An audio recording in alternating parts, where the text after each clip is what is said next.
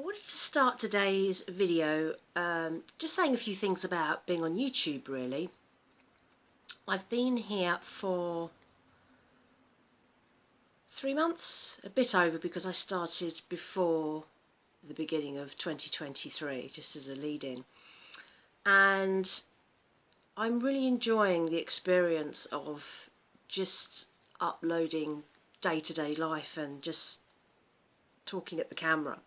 I used to write blogs, but you feel like you're talking into an echo chamber. People are reading because you can see the numbers going up, but nobody responds. And I don't know whether that's, maybe that is because of what I'm writing. Maybe people just don't think that it warrants a response. Maybe I'm not interesting enough. I don't know. But I know that I also do the same. I'll read a blog and then I won't bother to post a comment, or maybe I'll just hit a like. With YouTube, I've noticed a different thing. So I will always like a video that I've watched. And if I think that I have something to contribute to the conversation, I will. And invariably, people get back to you. So you know that someone's reading. And it's that feedback side of it that's really important. As I say, I've only been here for a few months or so, but I've got subscribers, I've got people watching, I've got likes, and I've got comments. So that's really early days as well, because it can take years to build up a following. And I'm actually not here to make a lot of money or make any money, actually. I just want somewhere to talk. And I think in part because I live on my own and because I work from home, it's quite it's a secluded life, and I don't mind the secluded life, but I do need to get things out, I'm sure a lot of us are here for that exact reason, and we want to share our experiences and give a wider opportunity. I follow YouTubers from all over the world. I follow people from the UK who travel all over the world and live abroad. I follow various people in Canada and the US. I follow van lifers. I follow people like me who are on tight budgets and just finding ways to manage in the cost of living crisis. And it's fantastic. It really is great that you can just dip into somebody's life and see what they're doing. And I'm always finding new YouTube channels to follow because it kind of gets to know you. And I've got two sides to my social media life. So I have the personal side, which is this, and I have a personal Instagram which follows a similar route. I also have my work life, which is my clothing design, which I sell on Etsy. I do the upcycle and recycle home decor and jewellery, and there's all the haberdashery and the other bits and pieces that I sell as well, and that's one of my income streams. And I do social media for that as well. So I try to use a scheduler and post to Instagram, and I had a blog for that as well. And I hate it. I absolutely hate it. I hate doing it. I hate that it's become a chore, that I have to tick so many boxes every week. It's mind-numbing. And I was inspired really to talk about this because I read something the other week from a channel called Make It British, which has been running for a long time now, and I've been following it for a while, and it's championing British manufacturing and reshoring our industries, and it's really interesting. And she wrote, the lady Kate who runs it, sent out a email the other day about small businesses and using social media. So she says, according to startups.co.uk, small businesses in the UK spend on average 6 to 10 hours a week marketing themselves on social media. That's 520 hours in a year. Yet research by Smart Insights found that compared to other forms of marketing, social media has a significantly lower return on investment. And I can totally understand that. I know that the new trend now is that you don't sell your product, you sell the person behind the business or the person behind the product. But even that, social media is such a saturated market. If you are having products marketed at you and to you, I know in my instance, I switch off. I don't like advertising. I don't like having things forced on me. If I want to find something, I will find it myself. So I can totally understand that people don't like being marketed at, and that won't increase sales, and that it doesn't have the return rate that you need for the hours you invest. Because when you are running a business, every hour that you work on that business, like when you're like me, when you're self-employed, every hour that you are, or every minute that you are working on that business, you are not being paid for. It's not like you go into an office or hybrid, however you work, and you get paid by the hour. When you are a product business like mine, you get paid for the product. When you sell something, you get money for it. But all those many, many hours that you do behind the scenes, doing your admin, your finances, your post and packing, writing up your listings, doing the photos, making the social media posts, you don't get paid for that. So you're on a very, very small actual income. And it's getting more and more saturated, just the market in general. When people lose their jobs, they decide to go self-employed. They'll set up a home business. It's more people in the mix. And it's getting harder and harder to make a living. And that's why I am happy to have as many side hustles as I can get my hands on. Because at the end of the day, it's purely about putting a roof over my head, food on the table, paying the bills and staying out of debt. I don't actually care how I make that money anymore. It's the business is creativity. And Kate also says in this email, she talks about how people have told her how incredibly overwhelmed business owners feel dealing with the marketing and the social media, and feel like they're on a hamster wheel of content creation. And I feel like that.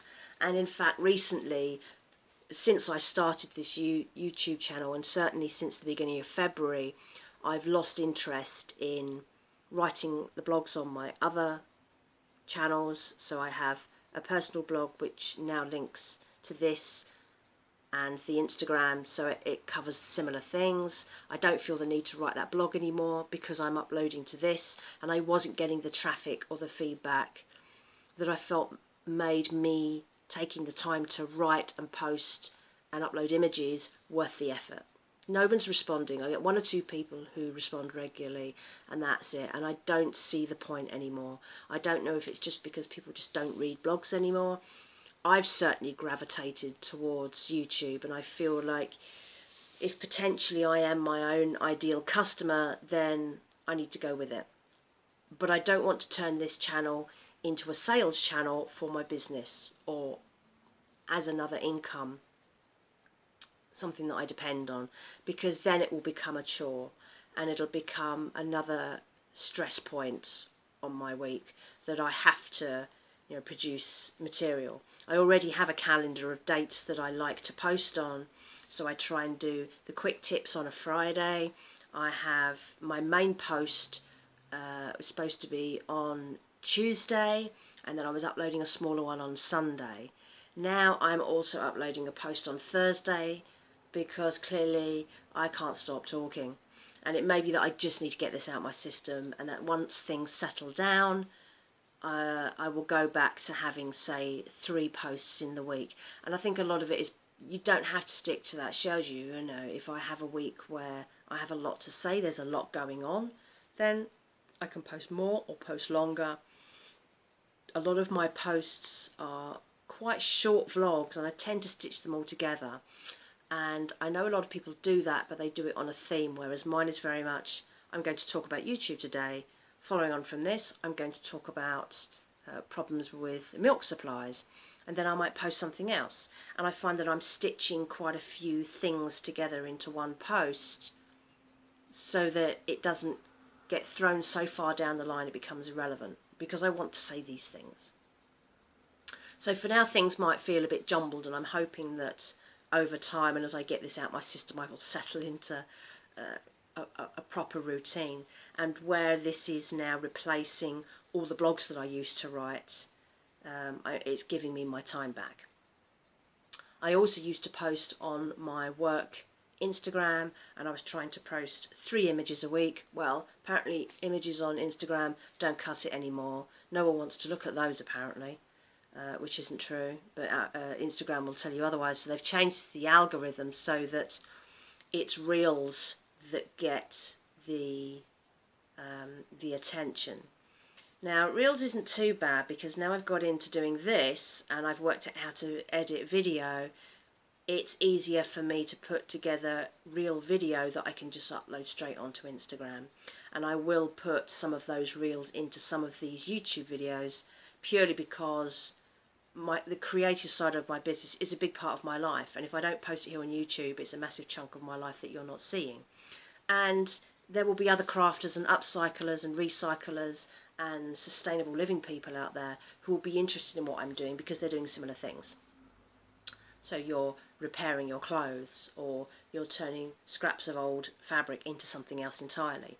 And that's a really big part of my life. You know, it's not just about frugal cooking and cutting back on how much heating I use and things like that. There's all sorts of things going on where I'm always looking for opportunities to upcycle, recycle, reuse and not waste.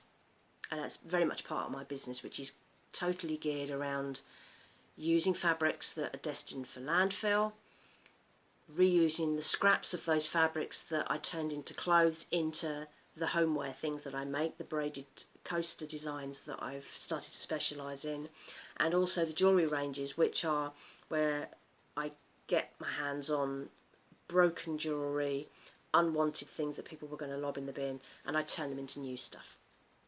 And then of course there's the haberdashery section, which is, you know, unwanted buttons, beads, bits of fabric, all sorts of things which I put into my shop and people can buy for their own craft wares. So there's all sorts of things going on, whether it's my personal life or my business life, and all of it comes back down to the same thing, which is living on less, living for less, and trying not to be a wasteful pain in the backside to the environment.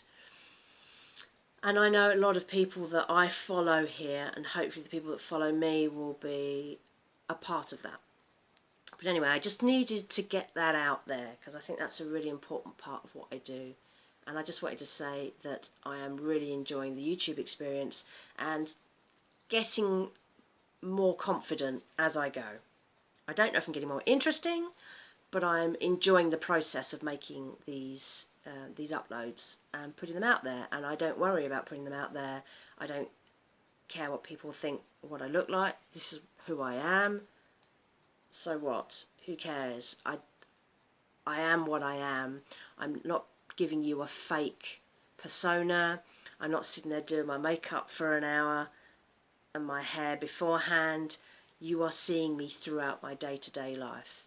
It is what it is, and I've been on a long journey, and that's why I am who I am today, because I've been all those things, and it's soulless, and I guess it's a part of growing up. In your 20s and 30s you do make more of an effort, and I think you get to a certain point in life where you go, do you know what, I don't care what anybody thinks of me anymore.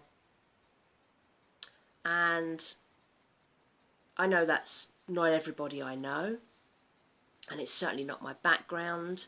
My mum is still very much spends hours doing her hair and makeup every day, even if she's not leaving the house. And I find that quite bizarre because it means that by lunchtime she's ready to do her day because it takes that long to get organised. Why would you waste half your day just getting ready to do nothing? Or, well, not to do nothing, but it's not like you're going out on a trip for the day. You're staying at home, you're doing your emails, you're doing the housework or whatever else you're doing. I don't know why you need to make that much effort. But that's a generational thing. My mum is of the generation where, you know, how you look is very, very important. And it's probably the last of that generation. And as you can see, life's too short for makeup. I'm not a dressy up person. I never have been. I'm quite tactile with what I wear. I like soft, easy wear layers. I don't like being restricted. That's just a part of who I am. Even though I spent 17 years of my life working in offices in horrible, uncomfortable suits and smart shoes. Oh my goodness. I was so pleased to be out of that.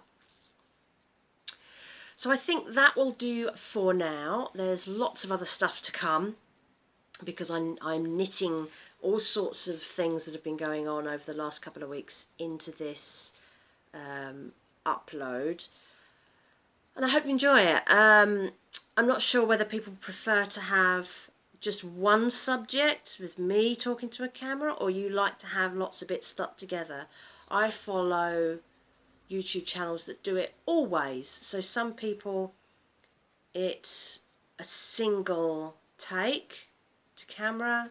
Some people it's a single take to camera but with lots of bits stitched in because they want to cut out all the ums and the bits and bobs that I don't really worry about cutting out.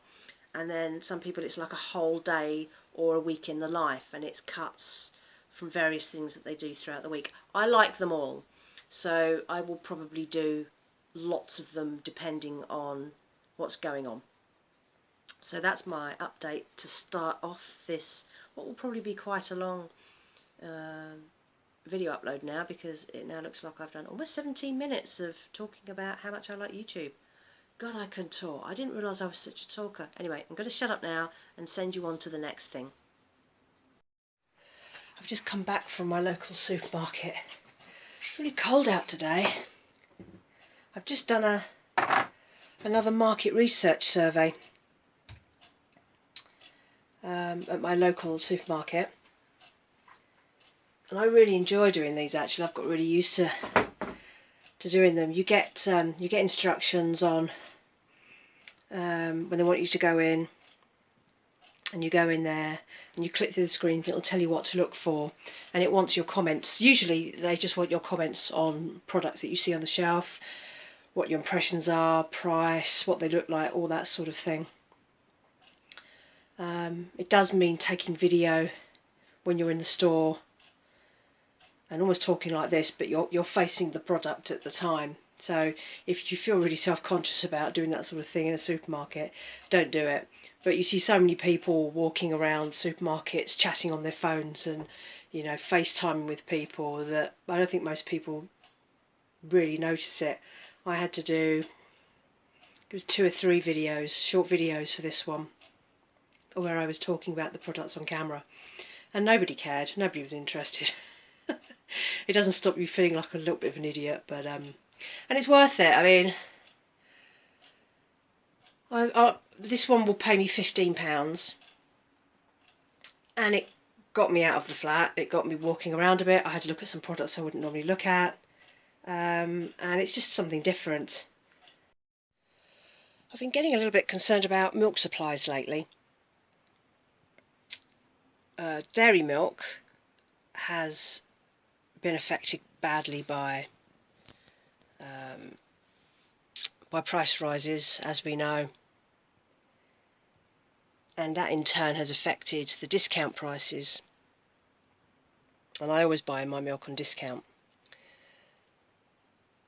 but those prices have risen quite a lot. So the discount prices on milk are the price that you used to pay for full price milk.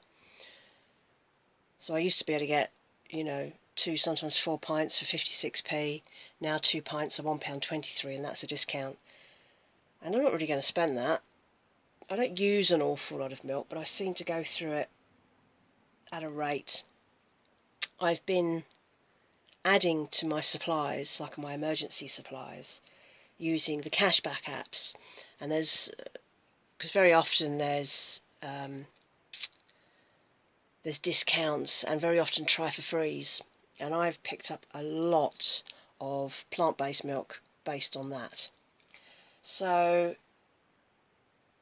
one of the brands is called Milkology, and it's also a long life, so it'll, you know, you can sit it in the cupboard for a long time, which means I can have a stash of milk always there if I need it, so that if I can't get milk on the shelf, dairy milk on the shelf, I've got something else to fall back on. But I'm now using those fallback on supplies continuously because there is no other milk available. And I've started to go through it. And you think you have a lot stashed up, but when you start to use it, these things start to go down quite fast. So I'm going to show you what I've got at the moment. Give me a moment. So this is the milk that I have stashed at the moment. It looks like quite a lot, but let's say you go through a few of those in a month, more if I'm using it for baking. It doesn't last that long, and particularly when you can't get anything else and you don't know when the next discount is coming. These will last a long time. So these ones at the back here are good till November. So I've got plenty of stash. I don't have to worry about it going off. So I've been to Sainsbury's this morning because they've had a discount on Milkology. It's not a freebie, but it's been a discount of 80% on each bottle. And I've managed to get 3 of them. They would normally be £1.90 each, so I get £1.52 back on each one.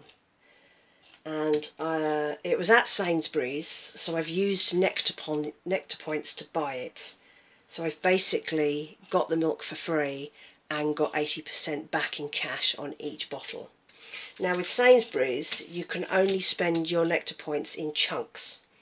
And that's chunks of 500 points, which equals £2.50. So when I'm going around the store working out what I'm going to buy, if I don't want to spend any actual cash, I'll add it up as I go, and then I know if there's any shortfall how much I'm going to spend when I'm in there. So I bought the 3 milks. One was actually £1.35, so I had to make it up. Sunday morning, which is when I've been to Sainsbury's, is usually a good time to get yellow sticker discounts. But again, there's not that much going. This time, however, there were egg noodles. Now, they weren't that cheap. They're normally £1.25, and these were 75p. I would not normally buy them for this price, but because I needed them to make up the difference on the Nectar Points, and because I'm not paying for them anyway, and because I really love egg noodles and making stir fries, I bought 2 packs, and I'll get 4 days' meals out of those too. So that's not actually been too bad. So I ended up spending £7.65 because I bought some deodorant as well because I needed a couple of bits. So £7.50 was free because I used Nectar Points, which means I paid 15p in the shop, and I will get £4.56 back from the cashback app, and this cashback app was Green Genie.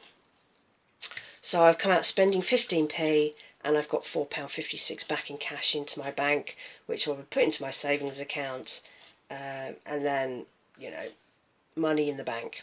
So that's one of the ways that I make discounts, or yellow sticker discounts, loyalty points, and cashback apps or freebies, whatever, work for me. So it does work out that I actually put money back in the bank. So if you're thinking about doing that with your shop, it is worth it. You know, you have to do your calculations, you have to work it out, you have to plan. But, you know, use a bit of effort. It's not such a big deal, you know.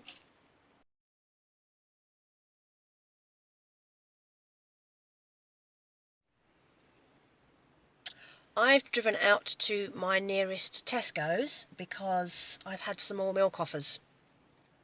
I've got a freebie if I can get it, and some more discounts, and I've just cashed in another gift card, and I have £12.42 to spend in Tesco's. So I thought I would take advantage of it. So let's go in and see what's on the shelves.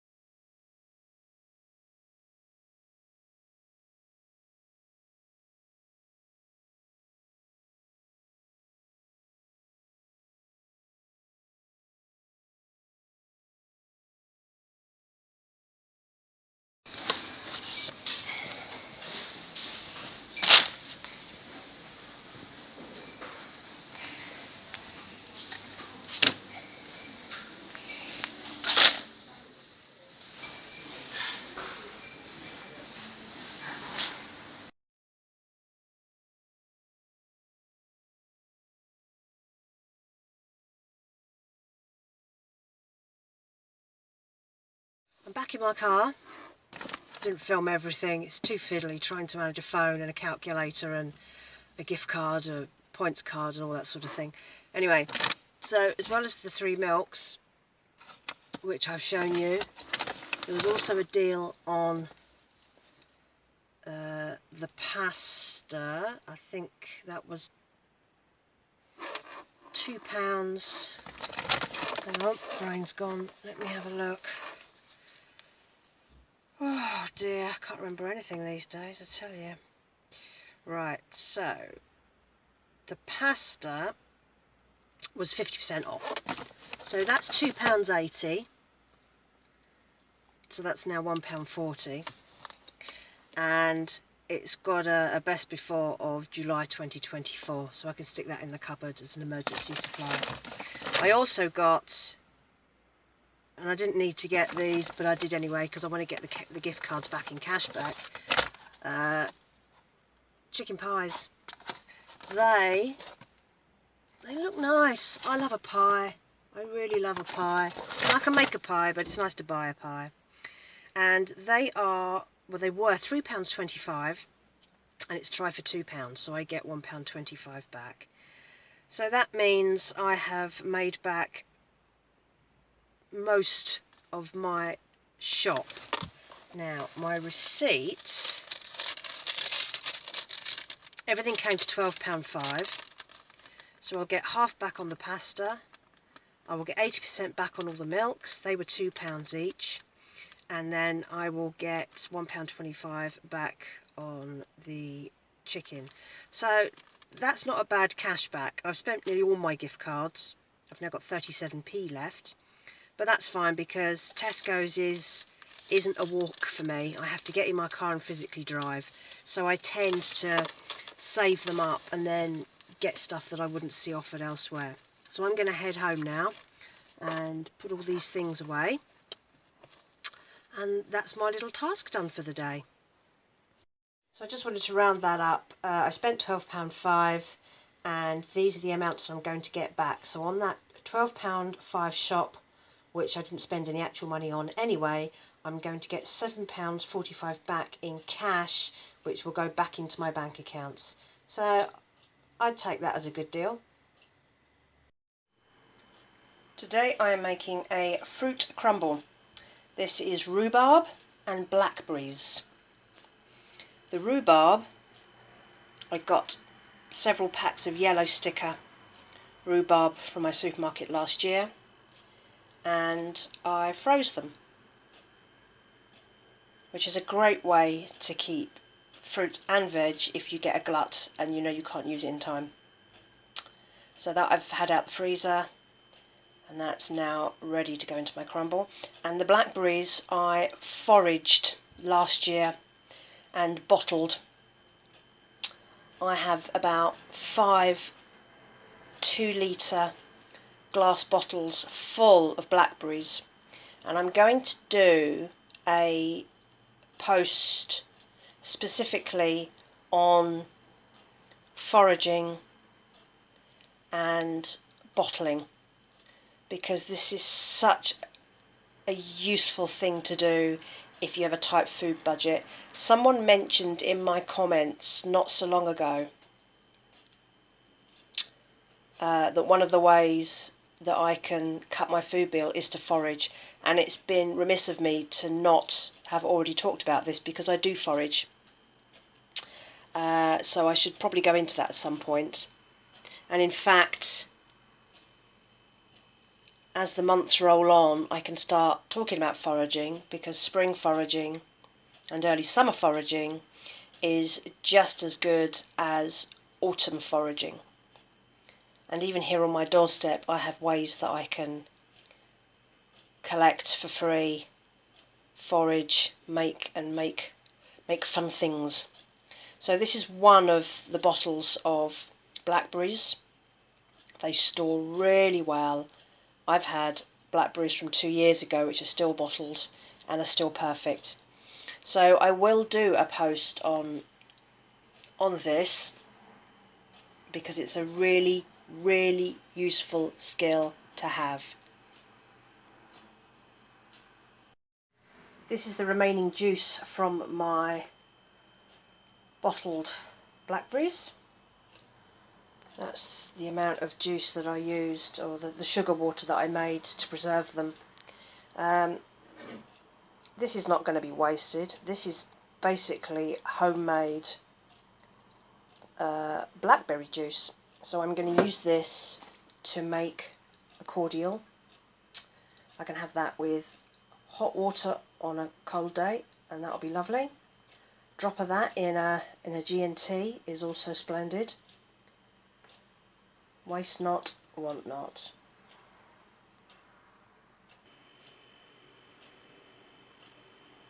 Today I've managed to get the windows open. We're just a couple of days away from spring, and temperatures finally are starting to go up a bit. I'm really keen to get out into the pot garden and start doing some things. I've been growing some of my seeds indoors on my windowsills, as I always do, to get them started, and I have to get something outside now because it's gone crazy. I'll show you. So these are my these are my broad beans. Last year I grew broad beans from broad bean seeds I popped from veg that I bought in Morrison's last year, on yellow sticker of course, and they did really, really well. And so I harvested some of those seeds, and these are ready to go out. I can't keep them in anymore in their little toilet rolls. I'm hoping that the weather is now warm enough consistently that I can put these guys out. They're pretty tough. I mean, they survived 42 degrees in the heat last year in a pot. I think I'm going to stand them outside overnight, today and overnight, and plant them out tomorrow maybe. It's going to be a little bit chillier tomorrow, but I'm hoping that we can get these guys out now, so we'll see how that goes. So this is the extent of my gardening. It'll get fuller than this in spring as I fill the pots up, but this is how it looks in winter.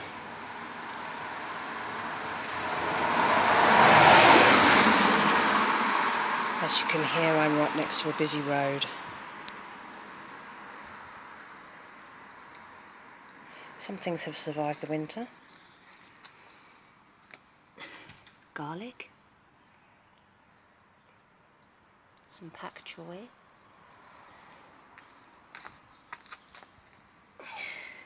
The mint is coming up.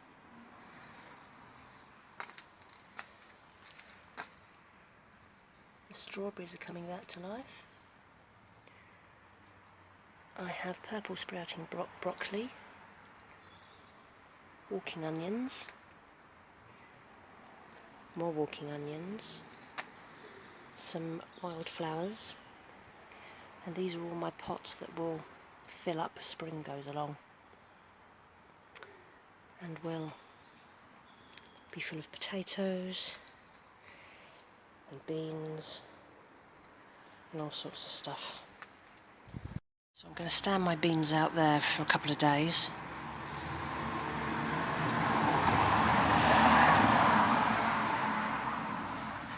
And I will plant them out tomorrow, I think. And hopefully the weather is on the up. And then I'm going to tidy everything up. Get rid of the old leaves, which I've left down to protect the plants and the insects. Start tidying up all my pots and planning where everything's going to grow. I try to be really careful about what I grow outside, because if something looks too nice, someone takes it. So the stuff that looks attractive, I tend to put in pots that are too heavy to lift away. I've had people try and nick my strawberries in the past. So I've taken to putting them right to the back and putting bigger, heavier, less interesting pots to the front. It's all tactics. So let's have a look at some of the other things that I'm going to be growing this year. These are supermarket potatoes, which started to sprout in their bag. So that's going to be my first haul. You don't get tons of potatoes off a supermarket one when you plant them, because they're not really designed for it. But they do grow. Not too many other things are sprouting at the moment. My one decorative is sweet peas, which I harvested from my brother's garden a few years ago, and we've been enjoying ever since. I plant some for my parents and take those down, so that's what this lot will be, because I'll be going down there fairly soon. They always do really well. Last year they were absolutely amazing, and I will probably plant mine in and amongst my broad beans this year, because they can climb up each other and they'll look pretty. That's the only decorative thing I have in my garden, really, because like I say, I don't want to make things too attractive. I don't think anything else has sprouted yet. Oh yes, wild cornflowers. We got a couple of free bags of seeds from Morrison's last year. They were doing some kind of grow your own event, and then I gave them all to my mum, and she collected the flower heads, the seed heads, at the end of the year. And look, they're growing. They haven't been in very long. A couple of weeks ago I took out some of the seed heads that my mum had collected and she'd given to me in an envelope, and I started to take them apart. Just to separate the casings from the seeds, which come on little fluffy ends like a dandelion clock. So I just put some of them into soil in my toilet roll holders, and they're growing. So that's quite good.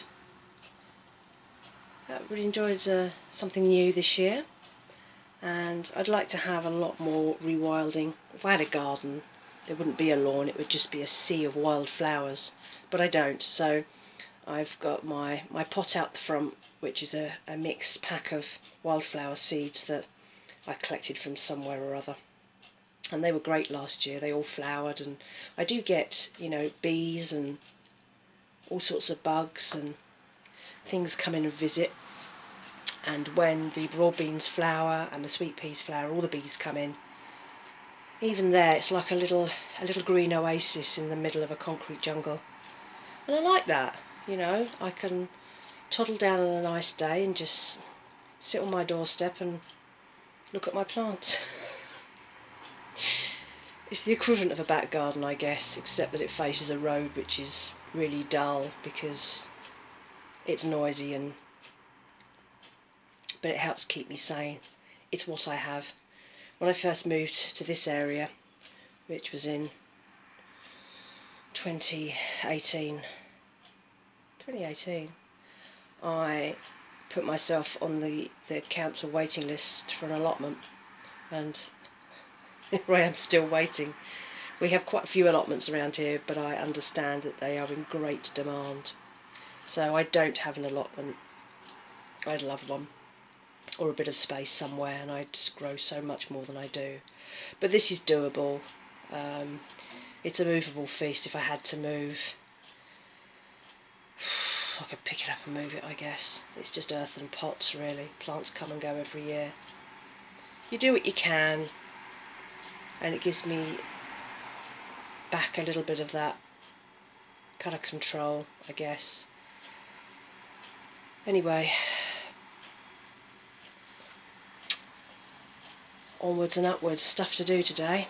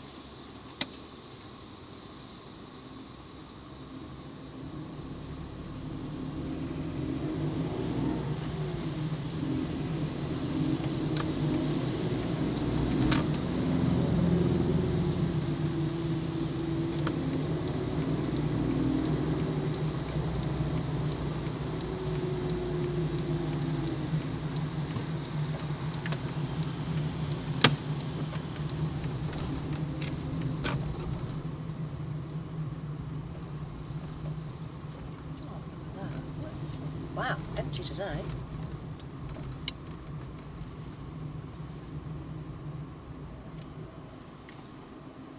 Sweeteroo.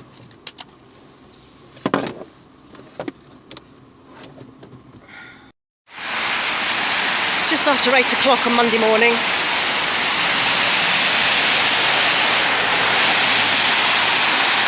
Just dropped my car at the dealership. It's MOT and service day.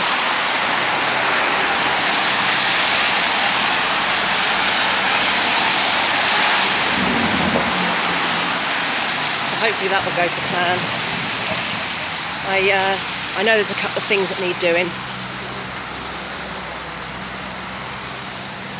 But hopefully that will go well. So I've got about 6 hours to kill now. So I'm going to walk into town, do some errands. There's a couple of cashback apps offering freebies at supermarkets I don't normally go to, but are where I am walking to. So I'm going to take advantage of that.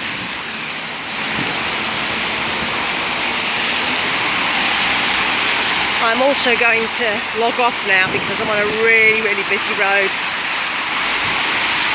And I just hope that you've heard any of this. Catch you later. Well, that's the MOT done. Didn't end up needing the 2 tyres done. They're good for a bit longer. I'm hardly doing any mileage these days. I knew that I needed my hazard light switch done because just given up on me. I put into a service package, an MOT package with my dealership every year. So every month it pays out a small amount. And so that means all I've had to pay for today is the hazard light switch, which was £49.82, and we're good for another year. I think it's a pretty good deal. Keeps me on the road, and I really need a car. I can't do without a car because, for the main part, because I live so far from family, I need to be able to get around basically. So there we go. Back on the road, and all is good.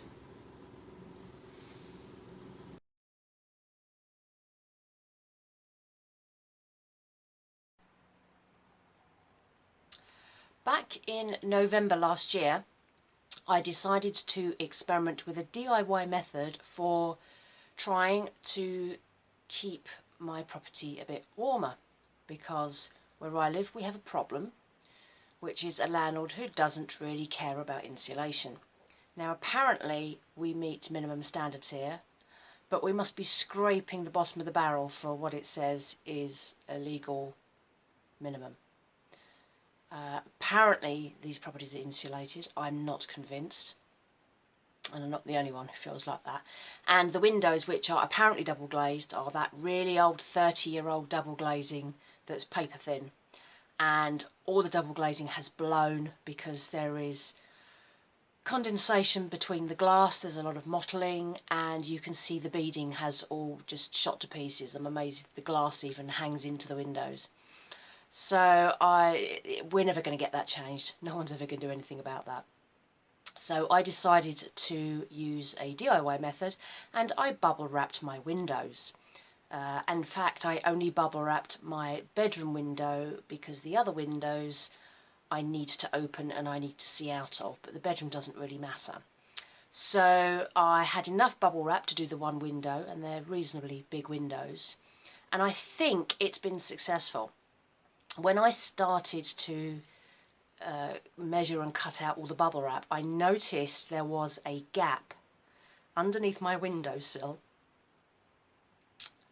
where the dry lining board hadn't met with the wood at the bottom, and there was one heck of a draft coming through that, which makes me think there isn't any insulation in the walls, certainly at first floor level. So I polyfillered that because I have the basics. That's definitely helped. I think this bedroom's been a lot warmer, and I haven't had the heating on in this bedroom all winter. I have very thick duvets on my bed. I have an extra blanket on top of that, and I have my hot water bottle. So in bed was always warm. It was just the air that was cold. But it was nowhere near as bad as it has been in previous years. So today is the big reveal, and the bubble wrap is coming off, and I can start opening my windows again because it is now the 21st of March.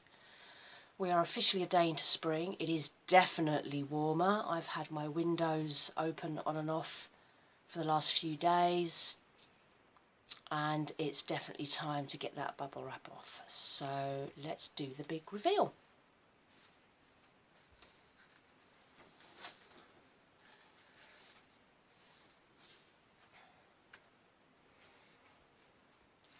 As you can, you can't see me, but you can probably see the window. There's quite a lot of bubble wrap on there. First, I've got to remove all the plants, and then I can get to work.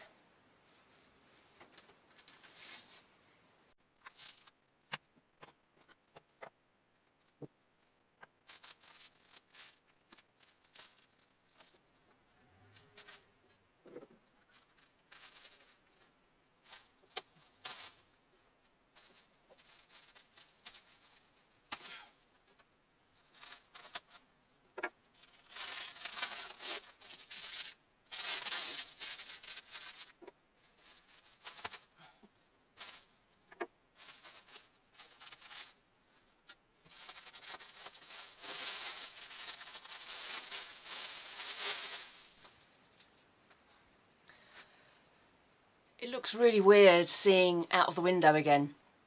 I was really worried about the amount of water and condensation that was going to build up against the glass, but it looks just the same as when I put it up. Because we have wooden frames, I just use pinboard tacks to get the bubble wrap on, because they just go straight into the wood and then I can just pull them straight out again. So there we are.